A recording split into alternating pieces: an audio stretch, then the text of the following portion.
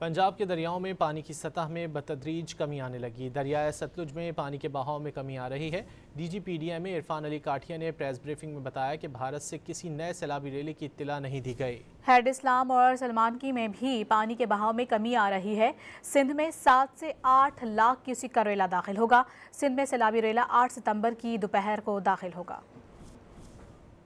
पिछले 18 से 22 घंटे में किसी किस्म की किसी भी दरिया पे क्रॉस बॉर्डर हमें नया अलर्ट वो रिसीव नहीं हुआ, जिसकी वजह से ये इत्मीनान से कहा जा सकता है कि इंशाअल्लाह अब हमारे तमाम दरियाओं का पानी जो है वो रिसीडिंग की तरफ जाएगा। इस वक्त जो सतलुज है, सतलुज में भी डिक्रीजिंग ट्रेंड है और जो एक 3.5 लाख क्यूसेक के करीब लगभग हम पिछले 6 हफ्तों से जिस नौयत से और जिस सिचुएशन से गुजर रहे थे, अब पिछले 24 घंटे से इसमें फॉलिंग ट्रेंड है।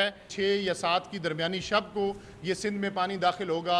अब डिलेड लैग टाइम्स के साथ ये शायद 24 घंटे मज़ीद लेगा, तो ये सारे पानी मिल के 7 से 8 lakh cusec Guddu down stream तकरीबन 8 तारीख को दोपहर में ये दाखिल होने का अंदेशा है।